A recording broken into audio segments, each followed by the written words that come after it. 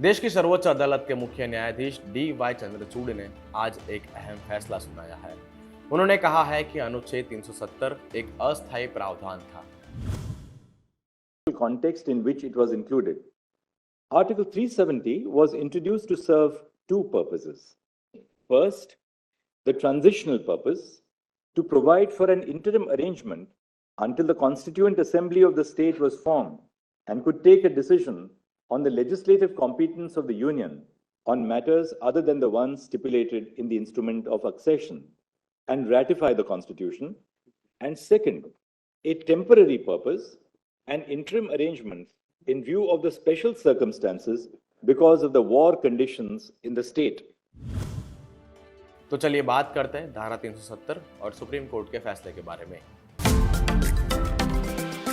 Before we continue, make sure to subscribe to our channel and hit the bell icon for notification. नमस्कार, मैं हूं अनिल और आप देख रहे हैं वाइब्स ऑफ इंडिया। अनुच्छेद 370 भारतीय संविधान का एक अस्थायी प्रावधान था जो जम्मू कश्मीर को विशेष दर्जा दे रहा था। यह अनुच्छेद संविधान के भाग 21 में रखा गया था जो अस्थायी, अपरिवर्तनीय और विशेष प्रावधान से संबंधित है। यह सब समझने के लिए थोड़ा इतिहास में जाना होगा। 1947 के भारत पाकिस्तान युद्ध के बाद 17 नवंबर 1952 को अनुच्छेद 370 को भारत के संविधान में शामिल किया गया। इस अनुच्छेद को एक विशिष्ट उद्देश्य को ध्यान में रखकर संविधान में शामिल किया गया था। तब भारत के संविधान में अनुच्छेद 370 को जोड़ने का इरादा जम्मू कश्मीर को भारत के साथ एकीकरण के लिए एक रूपरेखा प्रदान करना था और वही रूपरेखा 370 द्वारा प्रदान की गई थी। तब राज्यों की विविधता, संस्कृति और इतिहास का सम्मान किया जाता था और इसलिए इस खंड को अपनाया गया था। अब बात करते हैं कि इस धारा के आने से जम्मू कश्मीर को क्या मिला। तो अनुच्छेद 370 ने जम्मू कश्मीर को कुछ विशेषाधिकार दिए हैं। यूं तो उनका अपना एक संविधान था और यह संविधान भारत के संविधान से अलग था। जम्मू कश्मीर को भी एक झंडा दिया गया था जो भारत के झंडे से अलग था। इसके प्रशासन के लिए भी एक विशेष प्रावधान किए गए।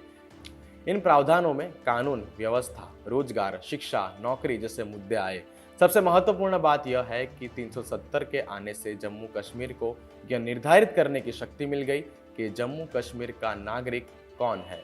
जम्मू कश्मीर यह परिभाषित कर सकता है कि यह हमारा नागरिक है। 370 आने से जमीन की लीज और नौकरियों आदि की अलग सुविधाएं भी आ गई। इस मामले में कई लोगों का मानना था कि यह एक विवादास्पद प्रावधान है। राजनीतिक पंडितों और बुद्धिजीवियों का मानना था कि जम्मू कश्मीर को भारत से अधिक स्वायत्तता मिल रही है। हालांकि उस समय के नेताओं को जो उचित लगा होगा वैसा उन्होंने किया होगा, क्योंकि आज देश जिस तरह से चल रहा है, आज से 50 साल बाद लोग इसे सही मान भी सकते हैं और नहीं भी, क्योंकि समय के साथ मान्यताएं बदलती जाती है।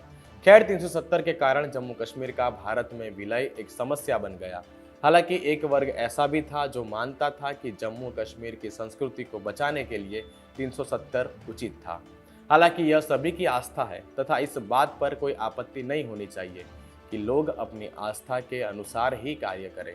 फिर 2019 का समय आता है जब केंद्र सरकार एक बड़ा फैसला लेती है और जम्मू कश्मीर से धारा 370 हटा देती है। ऐसा करके केंद्र सरकार ने जम्मू कश्मीर को राज्य से 2 केंद्र शासित प्रदेशों में बांट दिया। एक है कश्मीर और दूसरा है लद्दाख। सरकार का मानना था कि इस फैसले से जम्मू कश्मीर के लोग भारत के करीब आएंगे और कश्मीर का विकास होगा। अब तक अनुच्छेद 370 को हटाने का फैसला विवादास्पद रहा है क्योंकि सभी की राय एक जैसी नहीं है। कुछ लोग ने इस कदम का स्वागत किया है तो कुछ लोगों ने इस कदम को खारिज भी किया है। काफी समय से इस मामले में कोई स्पष्टता नहीं थी और अब सुप्रीम कोर्ट के मुख्य न्यायाधीश ने इस मामले पर सफाई दी है। सुप्रीम कोर्ट ने धारा 370 पर सफाई देते हुए कहा है कि जम्मू कश्मीर से धारा 370 हटाना केंद्र सरकार का सही फैसला था और यह निर्णय अपरिवर्तित रहेगा और इसमें किसी भी बदलाव पर चर्चा या बदलाव नहीं किया जा सकेगा। सुप्रीम कोर्ट ने कहा है कि केंद्र सरकार का फैसला संविधान के दायरे में था और अनुच्छेद 370 को हटाने का अधिकार राष्ट्रपति के पास है। इसलिए जम्मू कश्मीर में उनका खुद का संविधान नहीं बल्कि भारत का संविधान ही चलेगा। सुप्रीम कोर्ट ने भी जम्मू कश्मीर में विधानसभा चुनाव कराने का आदेश दिया है। 30 सितंबर 2024 तक विधानसभा चुनाव भी होंगे। हालांकि एक बात जान लेनी चाहिए कि लद्दाख केंद्र शासित प्रदेश ही रहेगा। लेकिन इस विषय में आपकी क्या राय है हमें कमेंट में जरूर बताएं और अधिक जानकारी के लिए जुड़े रहें वाइब्स ऑफ इंडिया के साथ।